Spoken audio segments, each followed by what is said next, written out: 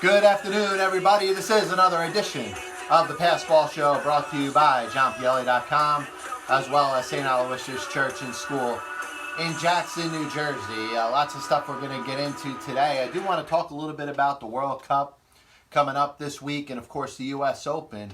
Two very impactful sports events that bring out a lot of people that may not necessarily be diehard fans of a particular sport. You see it, obviously, a lot of people that are not necessarily diehard soccer fans will follow the World Cup.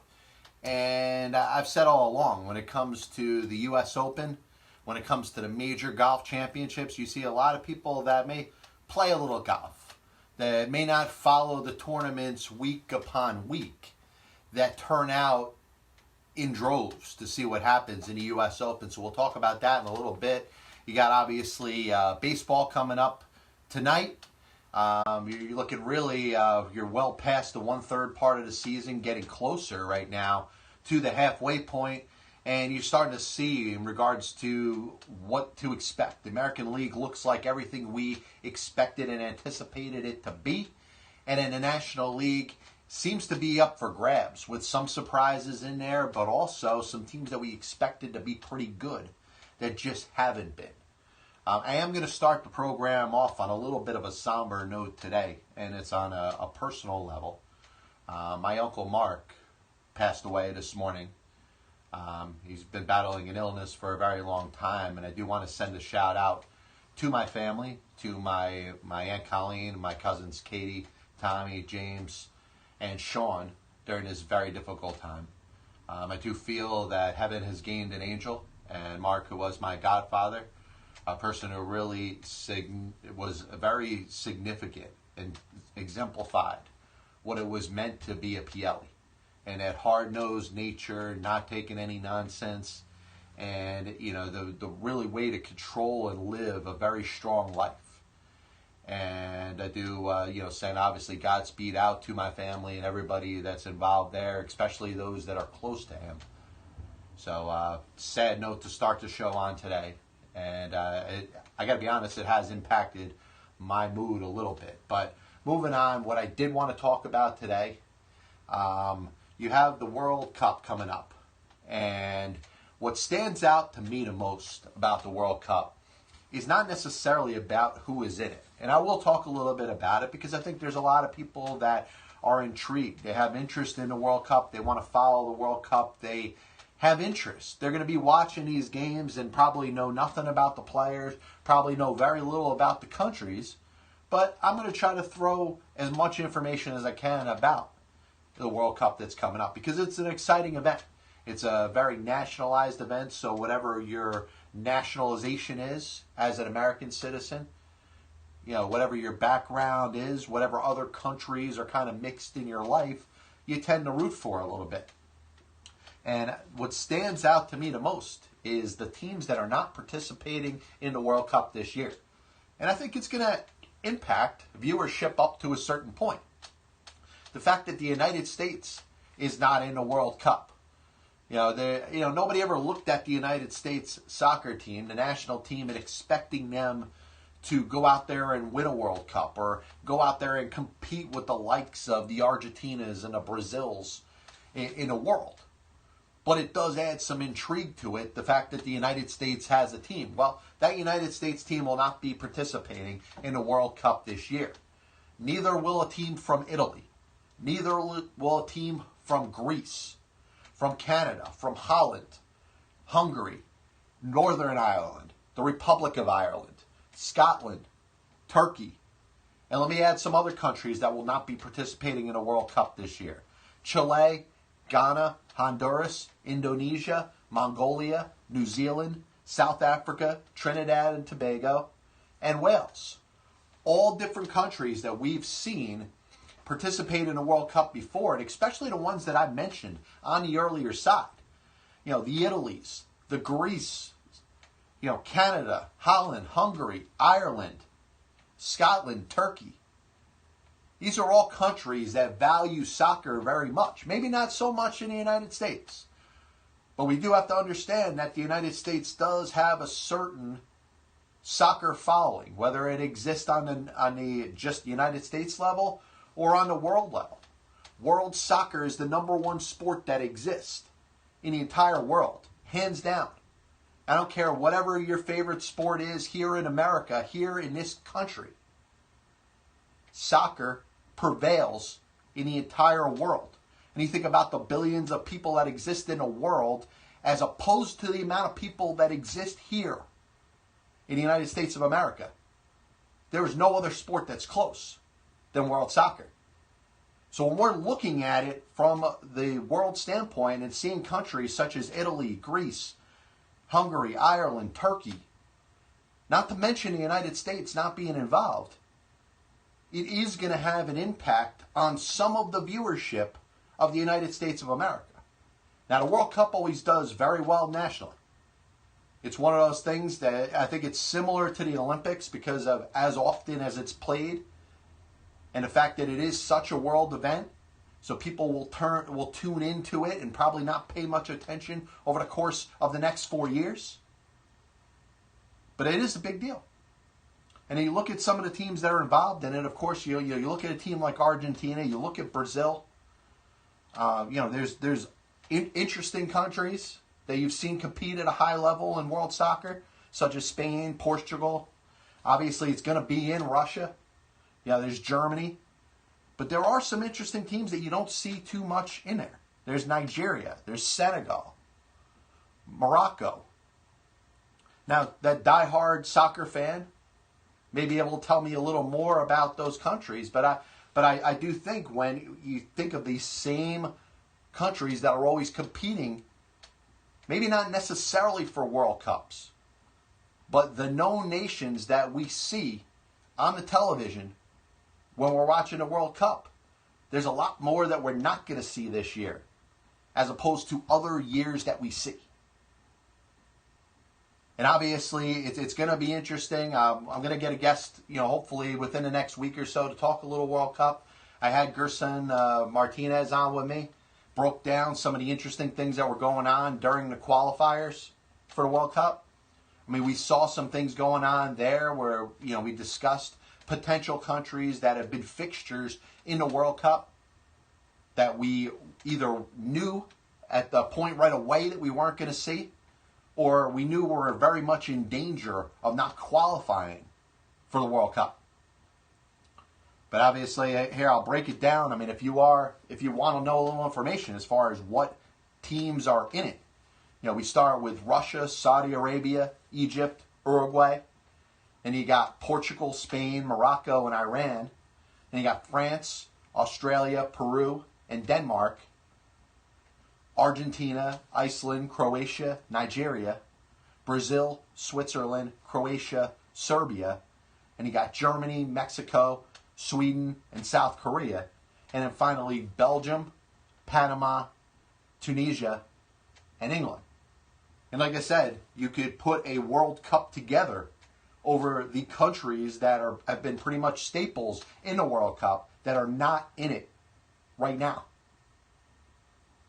And like I said, I'll go through that list again. Italy, Greece, Canada, Holland, Hungary, Ireland, both Northern and the Republic of Ireland, Scotland, Turkey, not to mention the United States. All countries that we've seen, though maybe not in all cases, as threats to win the entire thing. But when you turn on that TV, these are all countries that you're not going to see playing in a World Cup this year. Does that mean that the balance of power and strength has shifted throughout the world? Some other countries that haven't had their opportunity to be in the 32 teams of the World Cup will finally get their chance? I don't know. Does that mean that a country that we don't speak very much about, especially when it comes to world soccer, has a chance to win the entire thing? We'll find out. Obviously, you have what's going on in New Jersey. You have gambling, the sports betting, which is going to start 10:30 a.m. on Thursday. And I tell you, if I didn't have to work, I'd be down there at Monmouth Park, with the governor. Whether you like the governor or don't like the governor, it doesn't matter. Sports betting in any state is a big deal. It's a huge revenue stream and gives people the opportunity to have a little fun. I mean, I got to be honest. I'm going to spend some time down, whether it's down in Atlantic City or down in Monmouth Park, throwing a couple dollars on select baseball games. Obviously, as football season comes, it's going to become a big deal. It's a little disappointing that it didn't get going in New Jersey before the end of the NHL and NBA playoffs, because I'm sure many have dollars that whether they could spare or not spare, they would have loved to shed on those particular playoffs. I mean, who would want to throw some money on, what the odds were that the Cavaliers were going to get swept by the Golden State Warriors? Many people believed and understood that it was the Golden State Warriors series to win. And very few, if anybody, gave the Cleveland Cavaliers any chance. So there may have been some people saying, hey, you know what, let me throw a couple bucks on the Cavs to win a series because of the payoff that could be if they somehow pull it off. But I've won a couple smaller bets, amongst friends and with my bookie on the Cavs being swept, which actually paid a pretty good line. Paid something about a 12 or 13 to 1 odds. So if you put $20 down, you times that by 12 or 13 as far as what you got back. So all this stuff is going to be interesting because it's not just the sports that are being played that are going to be impacted by this. It's the long shots that exist. We can think of a team like the New York Mets in baseball. A team that's struggling, a team that seems to be heading off to a 90-loss season. Well, their odds to win a particular game, let's go last Sunday against the Yankees. You figure the Yankees and the Mets, if they played 20 games in succession, the Yankees would win, 17 or 18 of them, based off of the strength of their talent against the talent of the New York Mets? So you'd probably have a good payoff if you took the Mets to win just one game. Not finish with more wins than the Yankees in a regular season, not advance further than them in the postseason, but to win a given game. And this is the part of sports betting that I find fascinating. And I'll tell you, from a person that loves sports, but also loves to play odds, this is the part that's going to grab me into it the most. I am the most intrigued about what the odds are going to be on a given matchup. Because we could play the baseball card just about every day. I mean, you got games every single night. You want to throw $20 on the Giants and Rockies, 10-15 starting in San Francisco, you might have a chance to win some money. And some of it's going to be dependent on the balance of power in regards to the teams. But some of it's going to be the balance of power which consists of the day's starting pitcher. And we know, and we've spoken about it a lot, you've heard it on baseball shows, you've heard it on this show, the strength of having the better starting pitcher is nowhere near the strength of what it used to be. You don't necessarily have that type of advantage. If you're the Dodgers and you're running Clayton Kershaw out there, yes, odds are he's going to be more talented and have the ability to do more and dominate more than whatever other starting pitcher is pitching for the opposition. But how far are you going to go with Clayton Kershaw? Is he going to get through 6 innings? And once he gets through 6 innings and it goes to the bullpen, do the Dodgers have a better bullpen than the opposition? So when the odds are being compiled, I think it's going to be a little bit different now than it would have been, let's say, 2-3 years ago or 5 years ago or 10 years ago, when you were looking at the strength of the starting pitcher. On a day that Greg Maddux was pitching for the Atlanta Braves, or before that or after that with the Chicago Cubs, odds are Greg Maddux's team was going to have a very good chance of winning. And if you're playing the odds would be probably against you if you were betting on Greg Maddux. So do you want to bet on the opposition? And I think you'd be more inclined to right now. Even with a guy like Max Scherzer pitching as well as he is. Even with a guy like Cord Kluber dominating the way he is for the Cleveland Indians. If you want to just say, hey, I'm not necessarily saying that this guy is going to have a hiccup, he's going to have a bad game. But what happens if it's 1-1 in the 7th inning? That advantage that you had with a Kluber or Kershaw or a Scherzer or a Chris Sale is nowhere near what it was before. So there's going to be so many different compound odds and factors and things to consider when we're talking about betting on sports on a given day. Now, the suggestion that I'll have for anybody that's excited about it as I am, that's ready to put some money down here and there, don't go overboard. Start with some smaller bets. Put down $10 if you can, $5 if you can, just to get going. And you'll find that you could play with little pools of money similar to the way you do if you're gambling at a casino in Atlantic City or in Las Vegas, or you're betting a couple dollars on a horse track. The one thing that I have an issue with is people that are saying, oh my God, gambling, for the addicts, it's going to ruin people's lives. There's things a lot less than gambling that are ruining people's lives. Gambling is an opportunity for people that could do it in moderation to pay some money into the state, to contribute to a lot of the debt that exists in a given state, and to have their money go to a cause that could actually be helpful. As opposed to somebody that's doing drugs, somebody that has an addiction to drugs that continues to pay their drug dealer, they're only making their drug dealer richer. Gambling, when it's controlled by the state, is going to send a certain amount of money, a very high percentage of that, into the state. So you can make a case that if you're getting your regular, parking ticket or your traffic offense, and that money's going into your county or your city or your municipality, that's actually more productive money than would be if you were spending money on illegal drugs. Because the only person that's getting rich there is your drug dealer. But when it comes to gambling, obviously, be careful. Don't take all the money that you got. Don't take your rent money. Don't take your child's college fund and bet it, put it on the table and bet on the Yankees. You might win, but you also might lose it all. And anybody that's not smart or intelligent enough to see that, unfortunately, with all due respect to you, deserves the consequences of losing your money. I'm gonna take hard-earned money and I'm gonna bet it on sports. I promise you that. But I'm not gonna be foolish enough to spend all the money that I have and have it impact my life in a negative way. And I suggest you do the same. Now, you look at the U.S. Open as it's coming up this weekend. The 118th U.S. Open field. And obviously, if you look at Dustin Johnson last week, hitting that eagle on the 18th, ended up, a 6-shot win he ends up having. Obviously has a little bit of momentum coming into the tournament.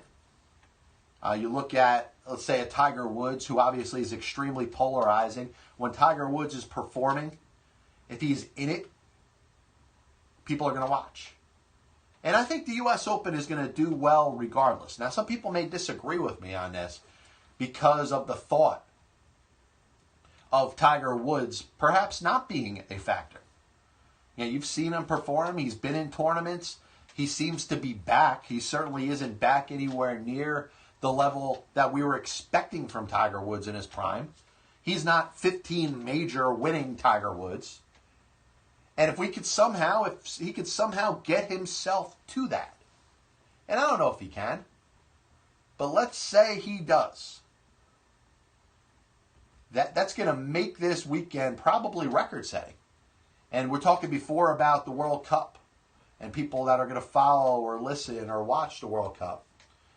I bet you a lot of those people will be watching the U.S. Open if Tiger Woods is in the mix come Saturday and come Sunday. And that's one of those things that just, for whatever reason happens or doesn't happen, it's going to impact viewership. It's going to impact ratings. Because whether people will say that they love or hate Tiger Woods, they're addicted to him. They have an issue in regards to wanting to see him on a day in and day out basis. They want to see how he performs. Some people are, infatuated or into the thoughts and the possibilities of what it would be if he could win his 16th major, his 17th major, tie Jack Nicklaus with his 18th major. But there's also other people that are thinking about the long story, the long polarizing story. The story that started when this guy was one of the more premier athletes in the entire world. And as a golfer, was considered one of the best athletes in the entire sports world. I mean, that is fascinating to a lot of people. And there's a lot of people that are hooked in on that. There's a lot of people that are interested in that. There's a lot of people that care very much about who the hot topic is. And I do apologize if we ended up losing a little bit of the Facebook connection. My computer was unfortunately overheating. It wasn't me that was overheating, it was the computer. But to move on with this, obviously you think of some of the big names in the tournament. Dustin Johnson's going to have a very good chance. You look at what he did, by winning the last tournament. Some of the other, exciting golfers that are going to be in it. What if Phil Mickelson makes a run? What if Ricky Fowler makes a run? Jordan Spieth. There's a series of, very good golfers that we're seeing right now. Rory McIlroy. So, I mean, it is exciting to watch to see, first off, if the big names are going to be in the mix. But if not, it's going to be an exciting weekend as you're looking at stuff here in the weekend. But moving on, another thing I wanted to touch on, and I do thank everybody for tuning in. The NBA is going to be interesting. Obviously, there's going to be a ton of talk about LeBron James and where he's going to end up. If you want to go by owns 2 houses in Los Angeles. He's registered his kids up to go to school in Los Angeles. You may want to say odds are that LeBron James is going to go to the Lakers. I still think it's way too early. And if you followed the decision from a couple years ago, you look at the interesting fact of how this is a guy that does have a lot of interest in himself. He loves when the public is focused in on him. He loved having that ESPN The Decision show, where it analyzed what he was thinking and why he decided to go with Dwayne Wade and Chris Bosh to the Miami Heat. It would intrigue me if he went back to Miami. That's one scenario that nobody's talked about that I actually would be pretty interested in. But there's so much time between now and then. And I promise you one thing. LeBron James is going to drag this thing out. LeBron James is going to make this thing go out as far as it possibly can. He's going to make you think up until the last minute that he's going to, stay in his contract with the Cavs. He's going to decide to opt out at the last possible moment. And after that, he is going to court probably up to about 10 teams, from 8 to 10 different teams. You're going to hear stories every single day about him talking with this one team and another team the next day. And, this team's the favorite, that team's the favorite. This is the way he wants it. He wants it to be dragged out and be about him as long as possible. I will say this. Kobe Bryant never did this.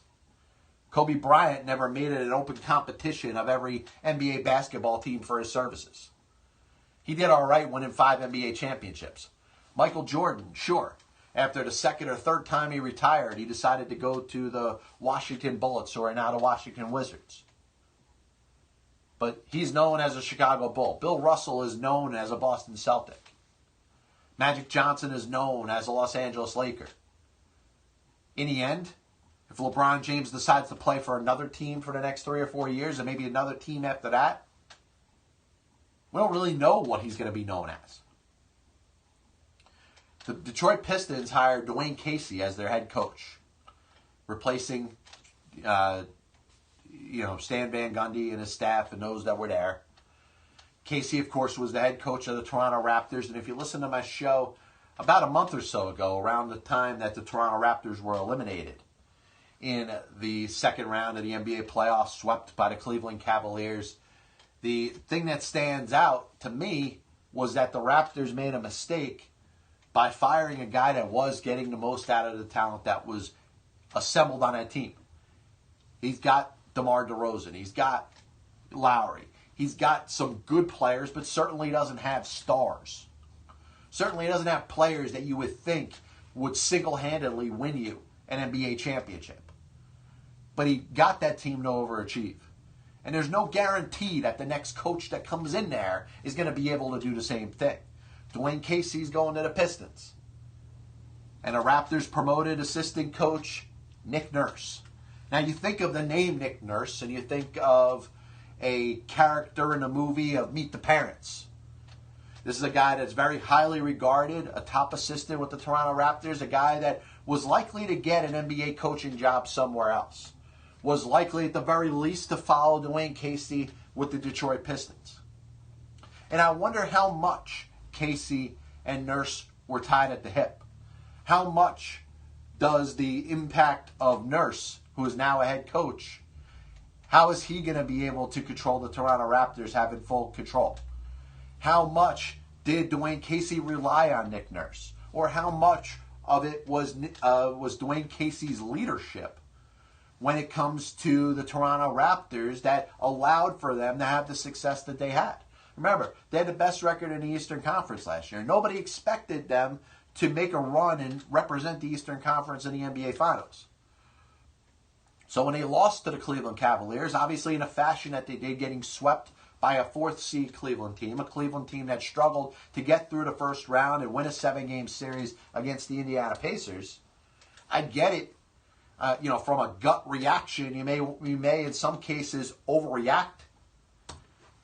But in this case, the Toronto Raptors may have made a mistake. And if they did, we'll see it. We'll see how Dwane Casey gets the most out of the Detroit Pistons. From a roster standpoint, they should look a little bit better. They're going to benefit from having a high draft choice. It depends on who they draft, but also depends on the development of the players that they have. And if Dwane Casey is that coach that could take a group of pretty good players, not necessarily superstars, to the next level, then I may expect to see the Detroit Pistons in the playoffs this season.